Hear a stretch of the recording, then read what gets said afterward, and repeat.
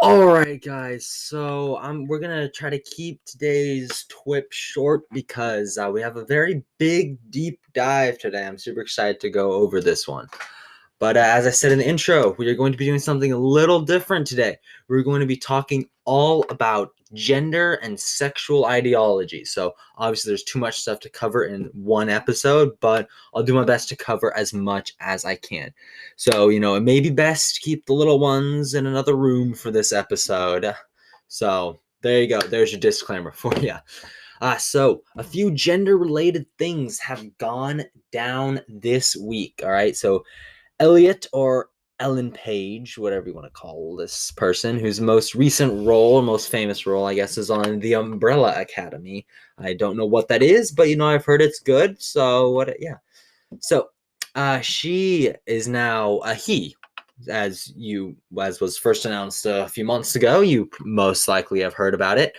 But this person, Z's or whatever, has now gone through breast removal therapy or top surgery, whatever the hell it's called. So yes, this woman who thinks that she is a man has gotten so deep into her gender dysphoria that she has now lopped off her breasts.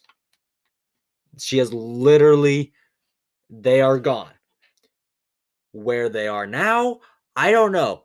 All I can think is that they're in some jar in a laboratory somewhere. So I don't know what they do with them. Yeah. So, and I'm gonna be honest here with you guys, folks. She was pretty pretty, She was very fine, but now I'm gonna have to take a pass on that one. All right. So Time Magazine put out an extensive, and I do mean extensive, article detailing her transgender journey, or whatever you want to call that, right? And this, I couldn't read the entire thing because it was just so painful, but I read at least 60% of it, all right? So it starts off talking about the first time she was allowed to cut her hair short and how exhilarating and liberating it was, all right? But then the big bad movie producers who gave her the starring role in this show made her grow it out because she was playing a girl character. The big bad movie producer dude, he's the bad one because he made this girl look like a girl because she was playing a girl. That definitely doesn't make any sense, not at all, not even like the slightest logical sense. All right. And after that, it gives a very startling statistic. I'll be honest with you. 1.8% of Gen Z identify as trans versus the 0.8% of boomers. And this is very bad. Do you know why? Because most of them most likely don't even have gender dysphoria, but are actually just put into that box because they're told that, hey, if you're a boy who likes dolls, or, well, in my case, is a boy who is obsessed with Hannah Montana and has memorized every single one of her songs and is watching the series for a second time. I think I need to see a therapist about that. But yeah, if you're a boy who likes girl stuff, then you're actually a girl. All right. And, I'm not a girl, even though I'm obsessed with Hannah Montana. And, last time I checked, it said it was it was a boy on my birth certificate. Wait, one sec. Hey, Mom, am I a boy? Yeah, she said I'm a boy. Can you check on my birth certificate? Okay, got it. Yeah, she's gonna go check on that. So unless I was misgendered at birth, but it's kind of hard to misgender someone. You kind of look at their equipment, and there you go. All right, but to the left, it's a lot more than that. Gender is a social contract that needs to be broken down and should be totally ignored. But at the exact same time, it is something so important that you should be ostracized from society if you don't agree with their view on it. Right? So on the one hand, they're saying gender is a social construct and you can't think about that. But then on the other hand, they're saying that that's one of the most important things. It's the same with race. They want you to not look they want you to not look through a prism of race at things and not see white and black. But then again, that is the exact thing that they're pushing. BLM is obsessed with the race narrative. They want people to look through the prism of race. Because when they get that, then they'll be able to go back to segregation. That is what BLM wants, guys. And the left wants it both ways with this gender stuff. They want bathrooms to be totally inclusive, but at the same time they don't want it. So there's a big divide here with the lefties. There's people who want gender to be totally taken down. There's people who are like obsessed with LGBTQIAAPLMNOPQRSTUVWXYZ ZZZ and they are obsessed with the gender. And then you have the people in the middle who just want both, and it makes no sense. And it's just so confusing for any sane, rational person. But the thing is, with these people, they're not sane and rational. All right. So the article later talks about the top surgery that Ellen Elliott got, and how it's the most important thing that she got, but is at the same time the most important thing to Elliot Page, and it's to make herself recognizable in the mirror. You need to lop off your breasts to make yourself recognizable in the mirror. You know, I don't know about you, but I'm thinking if she can't recognize herself in the mirror when she's looking dead in her eyes, maybe she should get glasses instead of chopping off her breasts, or like go see a mental psychiatrist. So, yeah. All right. Then it goes on talking about how transgender people are so oppressed. They're the most oppressed, guys. Transgender people are the absolute most oppressed people ever. All right. Trans rights, people. Trans rights. All right.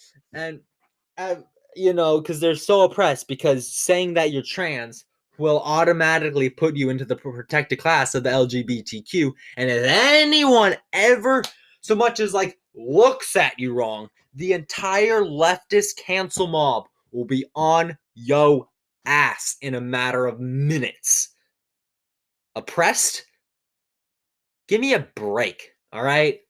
And the article closes off with a heartfelt messages saying, oh, all trans people are so wonderful, and they're being more accepted into society more and more each day, and la la la la la. And finally, Paige says, I'm really excited to act now that I am fully who I am in this body. No matter the challenges and difficult moments of this, nothing amounts to getting to feel how I feel now. And then lastly, the article says, this includes having short hair again. During our interview, Paige keeps rearranging strands on his forehead. It took a long time for him to return to the barber's chair and ask to cut it short, but he got there. And how did that haircut feel? Paige tears up again. And then smiles. I could not have enjoyed it more, he says. Give me a break. Oh my gosh. Help me, please. I was so cringy and bad and just disgusting, and you can feel the la landishness of that closing statement. And yes, I know I just made up a word, but I don't care. If the wealth can make up crazy sexualities, I can make up words. All right. So they end off, with this cutesy little thing saying, oh, Paige, with her not being able to, or adjusting strands of her hair on her forehead because she is a woman no matter how much she wants to be a man. That's how God made her, and it is a beautiful thing. And she had to go to the barber shop again and get it cut even shorter. And oh my God, she just loved it so much, guys. Oh my God, it just gives me the ickies. All right. So in other news, all right, Halsey, the little pop singer lady, has now changed her pronouns, guys. She has come out. She has come out as a she, they, guys. All right. And the confusing thing with the she, they pronouns is that, and I see most political commentators do this, like Michael Knowles for one of them. They say that, oh, Halsey is going to be a she in the nominative and a they in the accusative form while using a nominative pronoun in the accusative form. But what that actually means, according to my LGBTQ insider person, it just means that they go by she, her, and they, them. All right. So it's actually a little less confusing, which is surprising because the left is just the most confusingness ever. So but yeah, if it was like a she and a they, those are her only two pronouns that you were allowed to use, that would just be so weird. You would say, instead of saying like, yo, check her out, she's doing so good, you would say, oh, check they out, she doing so good. Like the grammar on that would just be incredibly crazy. All right. And I'm seeing so many people like do this she, they, he, they crap. It's just so blucky. But all right. I don't know which one is more crazy though. Can someone please tell me which one is more crazy? I should do a poll like on Instagram. Is she, her, and they, them going by all four pronouns, or crazier than she, they, only those two, or is it vice versa? What do you guys think? Let me know in the comments down below. All right. Well, to me, I think that they're both equally crazy, and that's all I can say about it. All right. And Halsey is now going to be a mother. She's going to be a mother. So I am quite scared for the child. Is this child going to be raised as one of those notorious babies or some shit? Or is it going to be raised like a normal child? Like, okay, you have a ding dong, so you're a man, we're going to raise you like a man. Oh, you have female genitalia, oh, we're going to raise you like a woman because that's how normal, sane, sober, moral, burden people act. But, who knows? All we can do here is hope and pray that Halsey would be a good mother, or that her husband, whoever the heck that is, will have the guts to stand up and protect his child from this abuse. All right. The last story for the day is the Grammys. All right. And Cardi B's wonderful, empowering, and not at all objectifying performance at the Grammys. All right. But no, seriously, that was the most disgusting act of disgustingness I have ever seen in my life. All right. I only watched like a little bit just from like other people like showing clips of it. I did not want to watch the whole thing. Cardi B and Megan Thee Stallion, apparently that's like her actual middle name, the Thee, like what the heck? But simulated lesbian sex acts on the Grammy stage at like 8 or 9. I don't know what time because I didn't watch any of the Grammys because they're just lefty garbage cans.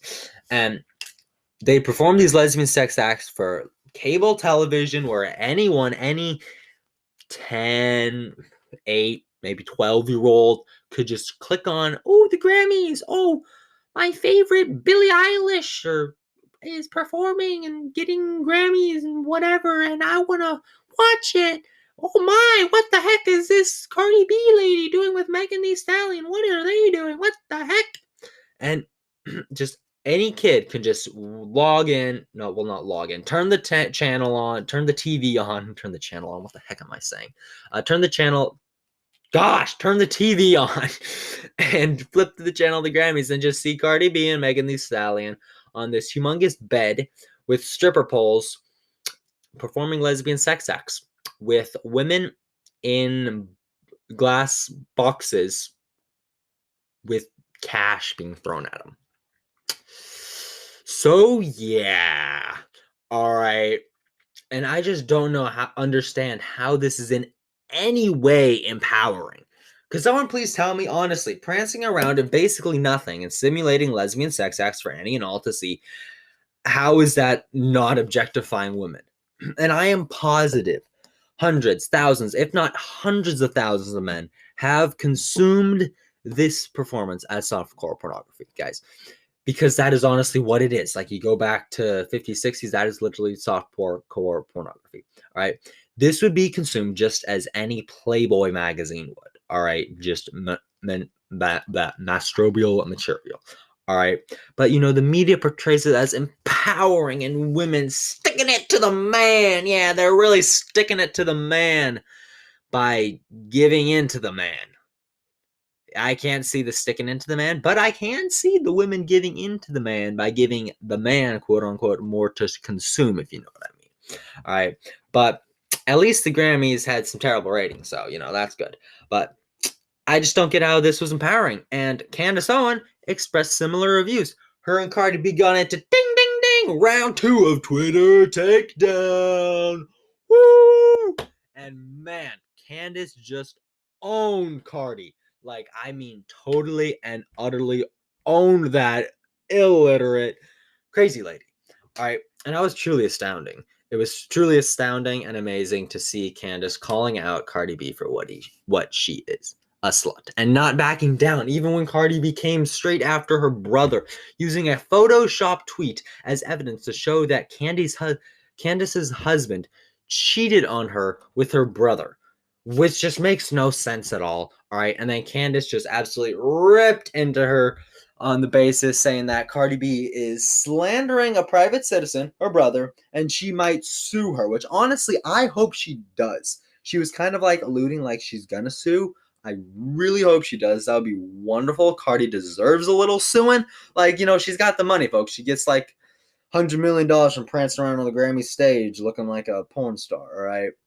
So the media portrays this clash as, oh, Cardi B wrecking Candice Owens, but I didn't see any of the wrecking of Candice. I saw more of the wrecking on the Cardi side. Yeah. Oh, and I know I said that was going to be the last story, but I lied because apparently I'm a notorious liar because, I'm a conservative because that's how it works nowadays. But, let's talk a little bit about COVID, folks. Just want to give you a little story here. So I was running cross country, all right? We were doing a 2-mile tempo run, and it's where we run out 2 miles at a slow pace, and then we sprint back 2 miles. So it's a out and back thing, all right? So we're running, and then there's these two dudes.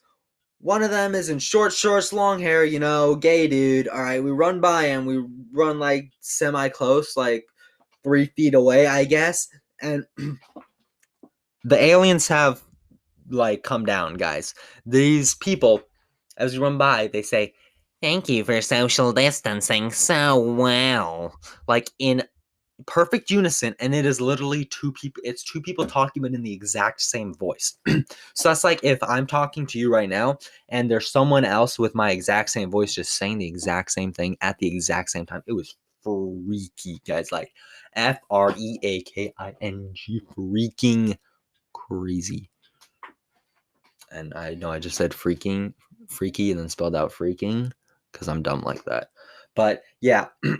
So I was at the 1.5 mile mark. So we go the last half mile to the 2 mile mark. We stop there for a little bit. Then we start running back at the same exact point where they were. We run by them. They're there, same spot. And this girl, dude, some people think that this was a girl. I think it was a boy who thinks that he's a girl. And this person, Caesar thing, was like, "Whoa, guys!" Put their hands out and stepped off into the planters because they didn't want to be on the road. And they're like, "Whoa, guys, 6 feet, COVID, guys, you got to be COVID safe." And I just wasn't having it, so I just screamed, "Trump 2024," and it was glorious. It was a glorious thing. All right, and this the other dude that was with this thing, was just looking like he was not having it. Like, I think I even saw him mouth like, "I'm sorry." But he just was mortified. He was like, "Oh my God, thing, what are you doing? Thing 1, stop being weird. Thing 2 over here is not liking that." But yeah, so there's your little anecdotalness for today. Well, I hope you enjoyed that clip from the Jack Ryan show. If you did, please like, comment, and share this video to everyone you know, as well as follow me on Instagram and Spotify at the Jack Ryan Show. Also, don't forget to subscribe and turn on the notification bell so you never miss another video. Again, thank you for watching.